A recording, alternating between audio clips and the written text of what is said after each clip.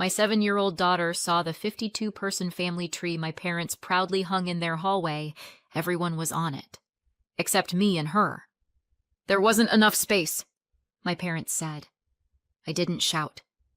I did this. Everyone in the room fell dead silent. If you've never tried hosting Christmas in a house where you're technically part of the family, but also somehow the live-in maid, let me tell you, it's a very specific flavor of hell. By noon, I'd already washed 3 rounds of dishes, reheated appetizers twice, and rescued 2 burning trays of potatoes from the oven, while my mom, who allegedly couldn't use her arm, directed me from the dining room like a general at war. My 7-year-old daughter, Ellie, flitted around me in her little red dress, trying to help until my mother snapped, "Sweetie, go play! Tara can handle this." Tara can handle this.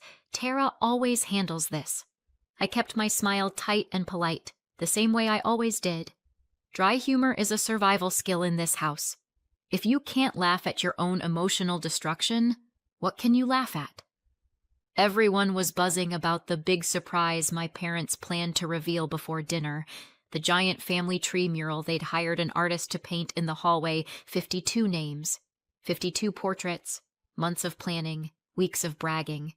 I hadn't seen it yet, not for lack of trying.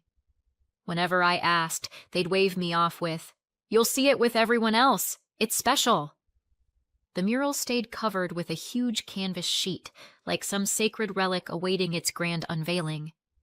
I should have listened to the uneasy feeling crawling at the back of my mind.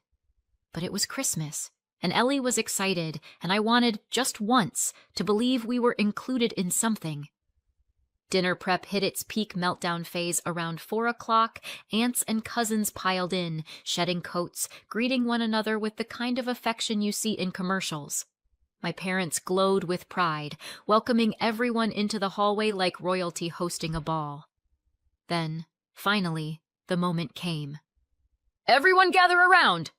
my father called out, puffed up like a parade balloon. People shuffled closer, wine glasses in hand, cheeks rosy. Ellie squeezed my hand, eyes wide. My parents grabbed the corners of the canvas cover and with dramatic flair pulled it down. The crowd gasped, applauded. Someone actually said, "Oh, wow, this is beautiful." I barely glanced at it. I was holding a platter of rolls and trying not to fling it across the room. When you're the designated servant of Christmas, appreciation isn't part of the job description. As the guests swarmed the mural like moths to flame, I slipped back to the kitchen to fix the gravy Mom said was too thin. Which, ironically, is also what she used to say about my personality. I didn't see Ellie wander off. It was 20 minutes later, when everyone was seated, when wine was flowing, when my dad toasted to family unity, that Ellie returned. Her tiny hand tugged at my arm. "Mom?" I knelt beside her. "What's wrong, baby?" Her eyes were shiny. Not crying, but close. "I can't find me." "Find you?" I echoed. She nodded, swallowing hard. "On the tree. I looked really hard. Can you help me?" Something in me went cold. I stood up, ignoring my mother's hissed, "Tara, sit! We're making a toast!" "No, not tonight." Ellie led me to the mural. We stood in front of it together, the hallway suddenly feeling impossibly long and too bright. It was elaborate. Branches curling in gold, little portraits painted in soft watercolor tones, names in careful script underneath. I scanned it, expecting to find us tucked somewhere out of the way I found. My sister Heather, her husband Blake, their daughter Kira. 5 cousins, 3 second cousins, the cousin who never calls the cousin's wife the cousin's wife's mother. Okay. I found the neighbor from 2 houses down the au pair who lived with us for 1 year a decade ago, my mother's best friend, even a distant great-aunt I swear hasn't been conscious since 2003, but not me, not Ellie. I felt my chest tighten. Okay, don't panic. Look slower. We checked again. Every branch, every leaf, every swirl of painted gold. Nothing. Ellie's voice came out small. Maybe they spelled my name wrong? My heart cracked a little. I wanted to lie. I wanted to protect her. I wanted to invent an excuse that would soften the blow. But the truth sat there, staring back at me in 52 perfectly painted faces. We weren't forgotten. We were excluded. On purpose. I marched straight to my parents. Mom was laughing with a guest, holding her wine glass high, the picture of holiday joy. "Mom," I said quietly, "Ellie and I aren't on the mural." She blinked at me, her face barely shifting. "Oh, well, there wasn't enough space. There are 52 people on it. Yes, and it couldn't fit everyone," she said dismissively. "You included the au pair. Well, she was special to us. You included neighbors. Close friends count as family. And Ellie doesn't?" Mom's expression tightened. "Tara, you're making a scene. It's a simple decoration." I stared at her. A simple decoration. My daughter's name erased. My existence erased, and it wasn't even worthy of guilt. Just annoyance. Behind me, Ellie stood very still. That decided it. I leaned down to her. "Sweetheart, go upstairs. Pack your backpack." She nodded once, silently, and hurried up the stairs. I didn't bother explaining to anyone else. Not my parents, not the guests, not the people who stared at me like I'd broken the Christmas spell. I went upstairs, grabbed my own bag, shoved in what mattered, and walked back down with Ellie's hand in mine. Conversation stopped. Forks froze midair, eyes widened. Someone whispered, "Are they leaving?" Yes, we were. I didn't say goodbye. I didn't owe them a performance. We stepped out into the crisp night air. Ellie shivered, gripping her bag. I unlocked the car, loaded our things, and got into the driver's seat. Ellie buckled her seatbelt slowly. "Mom, where are we going?" I started the engine. My hands were steady for the first time in years. "Somewhere better," I said. "We're starting over." She nodded, trusting me completely. As the house grew smaller in the rearview mirror, I felt something lift. Something heavy. Something old. Whatever came next. They had no idea, and neither did I. But I knew one thing. We weren't coming back. I didn't sleep that first night in the hotel. Ellie did, curled up under the stiff white duvet like she finally felt safe. But I lay awake staring at the ceiling, feeling something old and ugly claw its way up my spine, because leaving wasn't just about the mural. It was about everything that came before it. Everything that built the version of me my parents counted on. Everything that made them believe wiping me and my daughter off a 52-person family tree was acceptable. You don't cut someone out of your life suddenly. You do it slowly, layer by layer, year after year. And the truth? My parents had been cutting me out since the beginning. I was 2 years older than Heather, and apparently that made me the designated work mule of childhood. If there was a mess in the house, guess who cleaned it? If something broke, guess who fixed it? If Mom needed help sorting bills or packing holiday boxes or straightening up, guess who she called? Not the golden child. No, Heather's job was to exist. My job was to keep existence running smoothly. There's this one memory I can't shake. I was maybe 10. My parents decided they wanted the hallway repainted before a family gathering, and I spent a whole Saturday painting the bottom half of the wall. Primer, 2 coats of color, trim, everything Heather contributed by walking through once and saying, "Pretty." The next day, someone complimented the paint job. My mom smiled and said, "Isn't Heather talented?" I stood there holding the empty paint can like a confused extra in my own life. I told her, "I painted it." And my mother said, "Yes, but she helped pick the color." Dry humor is hereditary, I guess. I think that was the first time I laughed out of disbelief. It didn't change when we got older. Teenage Heather was always busy. Busy with a club, busy with a project, busy with Blake even when he was just the boy she giggled about, busy being the person my parents wanted her to be. if I asked for help? "Oh, Tara, you're so good at these things," Mom would say. "You don't mind doing it, right?" Right. Because why would I ever have homework, or deadlines, or a life? And then adulthood hit, but instead of equality, the dynamic calcified. I became a single mom. Heather got married, had Kira, started posting photos of her color-coordinated life on Instagram, and my parents ate it up. Every school project Kira did, genius. Every minor achievement Heather made, groundbreaking. Every accomplishment I had, accidents, apparently. "You got promoted? Oh, that's nice. You manage everything on your own? Impressive. Considering." That considering did have a tone. Then 2 years ago, everything snapped into place like a trap. Mom broke her arm. Suddenly, the house was in chaos. Dad couldn't cook a frozen pizza without burning the box, and apparently picking up a sponge would have made his ancestors ashamed. So there was a family discussion.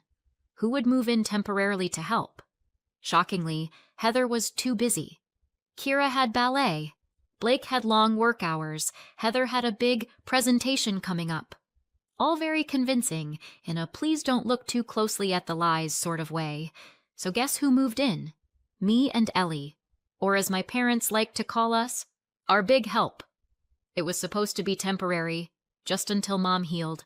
Except Mom's arm healed. And then apparently healed wrong. And then was still sore. And then was not quite usable. And then was unsafe for housework. And then, miraculously, was perfectly fine whenever she went to Heather's house. Heather would brag, "Mom baked banana bread for us yesterday." Funny, she never baked while I was living there. Maybe her arm just didn't like me. At first I tried to rationalize it. She's older, she needs help. Dad can't manage things. Family supports each other, right? But after the 6th month of doing every meal, every grocery run, every load of laundry, every bill, every tax form, and every repair while also paying them rent, something started to crack. Not loudly, quietly, like a hairline fracture under pressure. "I don't understand," I told Mom once. "Why I'm paying rent when I'm doing all the cleaning and cooking." She waved her good arm and said, "Well, if you didn't live here, we could rent out the room to someone else." Right. Someone else who would presumably both pay rent and fix their entire lives. And still, I stayed. For Ellie, for stability, for the guilt that had been stitched into me since childhood. Until the mural. That stupid, expensive, elaborate, meticulously planned mural, 52 names. Neighbors, distant relatives, family friends, an au pair, a cousin's wife's mother, and not me, not Ellie, not even squeezed onto a tiny corner branch, like an afterthought my parents didn't forget us. They erased us, and somehow that freed me. I woke up in the hotel to the sound of Ellie shifting in the other bed, and for a moment I didn't remember where we were. Then it hit me. The mural. The dinner. The way everyone stared as we walked out. The way my mother didn't even bother calling after us. And instead of panic, what hit me first was adrenaline. This wasn't running away. This was breaking free. Ellie blinked awake, confused, hair sticking up everywhere. "Mom? Where are we?" "In a hotel," I said. "Just for now." She looked scared for half a second, then scanned my face and found her anchor. "Are we going home?" "No," I said. "We're done with that." Her eyes widened. "For real?" "For real." There it was. The flicker. Relief. Maybe for the first time in her short life. I got up, grabbed my bag, pulled out my laptop, and set it on the desk like I was preparing for war, and in a way, I was. First target? The money they bled from me. I logged into my bank accounts, pulled up the rent transfer my parents insisted on, clicked cancel, and didn't even blink. Then the grocery transfers. Then the extra utilities contribution nonsense. Then the insurance line I had been paying for no reason other than, "You make more sense with paperwork, Tara." Click, click, click. Every cancellation felt like cutting another rope off my chest. Ellie climbed out of bed and patted over. "Mom, what are you doing?" "Freeing us." She watched the screen, fascinated. "Can I help?" "You know what? Yes. Press that button." She pressed confirm cancellation, and I swear that girl has never looked prouder. Then came the vacation. I pulled up a cabin rental website, something Ellie and I used to scroll through together, dreaming. "Pick one," I told her. Her whole face lit up like a sunrise. "Really?" "Really," I said. "We're not spending our money on people who erased us." She pointed to a tiny lakeside cabin with a deck and a fireplace. She'd asked about it months ago, and I'd said no because we can't afford it. Now I booked it without hesitation. "Mom," she whispered, "didn't you say we didn't have money?" "We didn't," I said. "But now we stopped paying for people who didn't treat us like family. That changes things." Her smile cracked something open inside me, something tight and old and angry.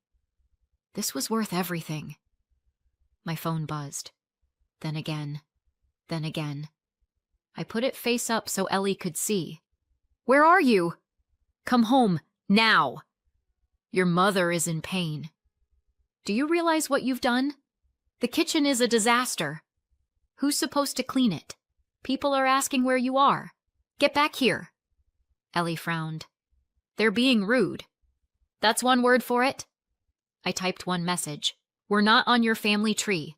Handle your own family." Then I put my phone on silent and tossed it onto the bed. No more explanations. Around noon, Ellie and I spread apartment listings across the bed. Photos, prices, maps. She took it very seriously, which was adorable considering her main filtering criteria seemed to be, "Do I like the window?" We found one with a bay window and a tree outside. Ellie pressed her palm to the photo like she was already imagining herself there. "Can we live here?" she asked. "We can try," I said. It felt possible. For the first time in years, everything felt possible. And then the tone of my parents' messages flipped. The last one came in like a punch. "If you don't answer, we're filing a missing person report." I snorted. "Of course they are." Ellie looked up. "What does that mean?" "It means your grandparents are panicking because they don't know how to cook breakfast." She giggled, which I appreciated. A few hours later, "We filed it. The police are looking for you." I set the phone down slowly. There it was. The escalation. The moment the game changed. They weren't scared. They weren't worried. They weren't trying to check if we were safe. They were trying to pull the leash. Too bad the collar was already off.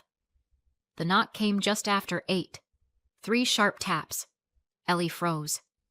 I put my hand on her back and whispered, "It's okay." I opened the door. 2 officers stood there, calm, polite, professional. "Ma'am," one said, "your parents filed a missing person report for you and your daughter." I nodded. Of course they did. He blinked, surprised at my lack of surprise. "We explained to them this doesn't meet the criteria," he said. "But because a child is involved, we do need to make sure you're safe." "Come in," I said, stepping aside. Ellie waved at them from the bed, clutching her blanket. "You both left voluntarily?" "Yes." "No one threatened you?" "No." "And you're safe?" "Yes." The officers exchanged a look, relieved. "All right, then we're done here. Sorry to bother you." "Not your fault," I said. They left quietly. When the door closed, the silence was different than the morning. It wasn't peaceful. It wasn't empty. It was charged. Ellie crawled into my lap, sleepy and warm. "Are we okay?" "We're perfect," I said. "They just don't like that we're gone." "Are they mad at us?" "They're mad they lost control. She nodded and rested her head on my shoulder. And there it was. The truth I hadn't said out loud yet. Leaving wasn't the end of the fight. It was the beginning.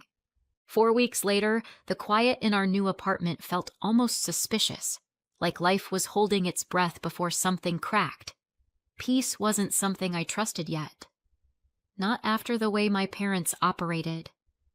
I blocked my parents. I blocked Heather.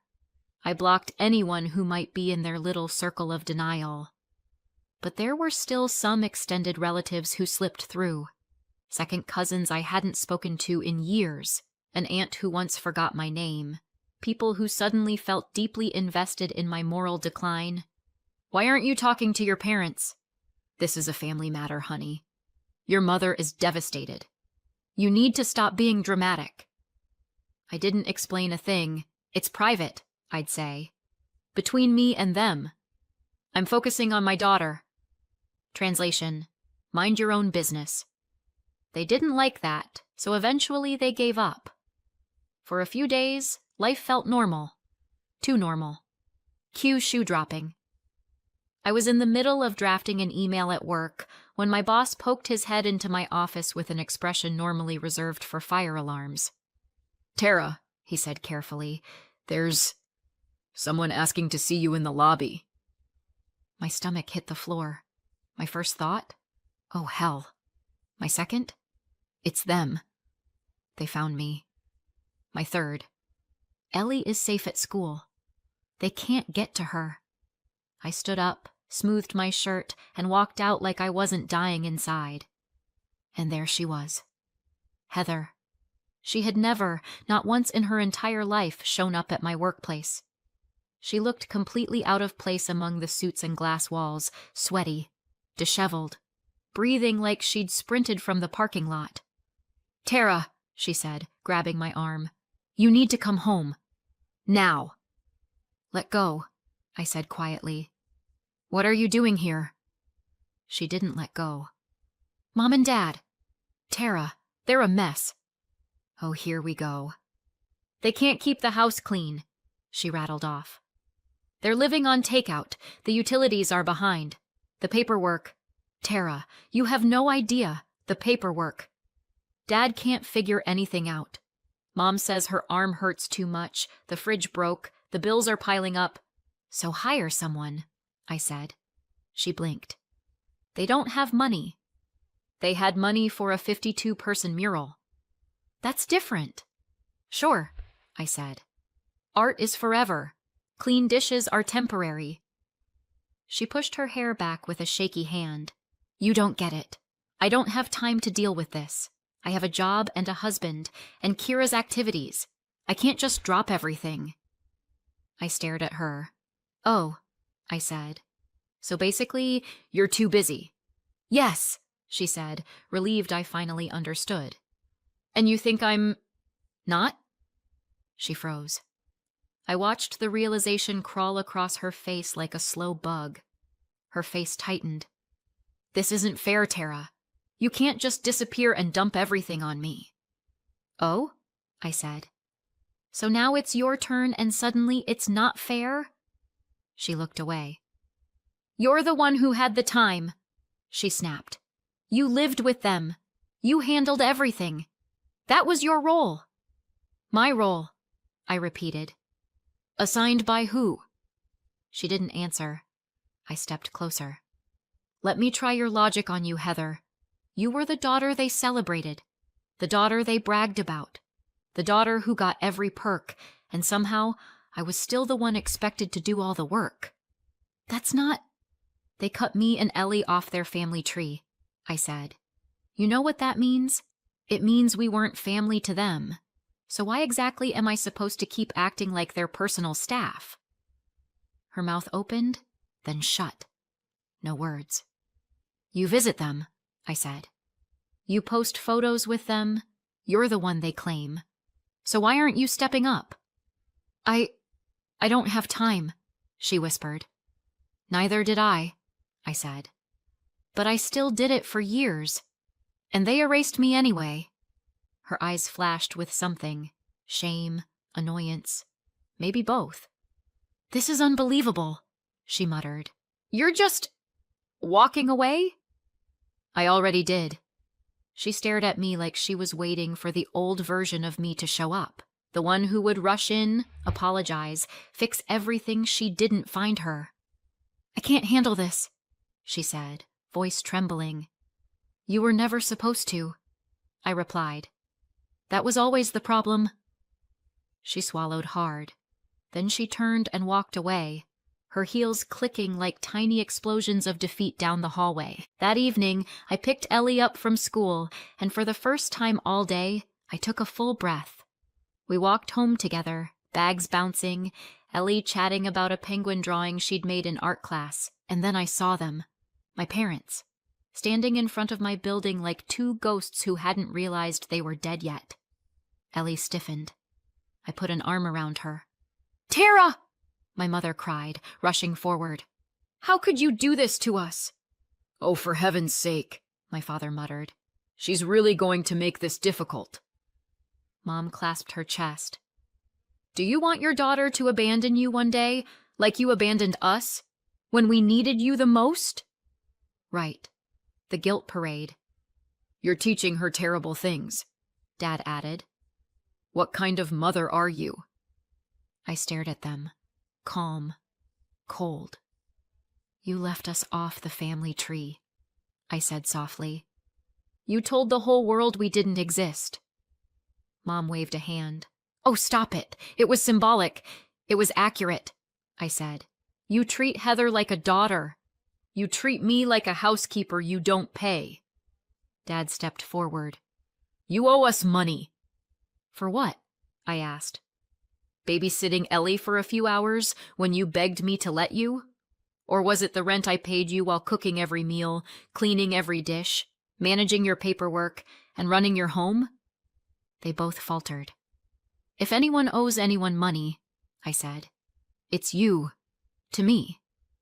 Mom's voice shrank. "Tara, we need you." "No," I said, "you need a maid." A silence fell so heavy it felt physical.